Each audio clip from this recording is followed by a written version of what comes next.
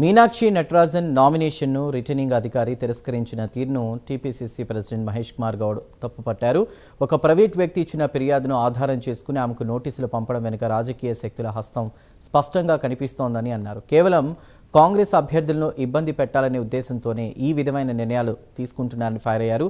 నిబంధనలో లేని అంశాన్ని సాకుగా చూపి నామినేషన్ను తిరస్కరించడం ముమ్మాటికి బీజేపీ రాజకీయ కక్ష సాధింపు చర్య అని మహేష్ కుమార్ గౌడ్ దుయ్యబట్టారు. మీనాక్షి నటరాజన్ వ్యవహారంలో కూడా నేను పూర్తిగా వివరణ ఇచ్చాను. ఏ రకమైనటువంటి కేసు అది. అసలు తెలంగాణ రాష్ట్రంలో ఎక్కడ కూడా మీనాక్షి నటరాజన్ మీద కేసు లేదు.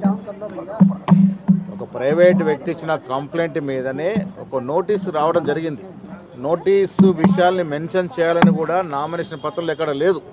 ఇది కేవలం రాజకీయ కక్షతో ఉద్దేశపూరితంగా ఒక మహిళని కూడా చూడకుండా పరిపూర్ణ గాంధీ వాదాన్ని అనుసరిస్తున్నటువంటి అతి తక్కువ మందిలో మీనాక్షి నటరాజన్ ఒకరు ఈ దేశంలో.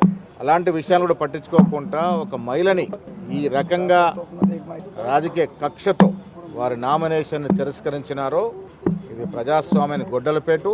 దేశ చరిత్రలో ఎప్పుడు కూడా ఈ రకంగా జరగలే.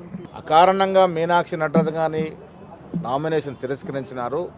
జార్ఖండ్లో మాత్రం అన్ని తప్పులు తడుకున్నటువంటి నామినేషన్ మరొకసారి నామినేషన్ తీసుకొని దాన్ని యాక్సెప్ట్ చేసిన విధానం చూస్తూ ఉంటే బీజేపీ ఏ రకమైనటువంటి వినాశకరమైన రాజకీయాలు చేస్తుందో ఒకసారి అర్థమవుతా ఉంది.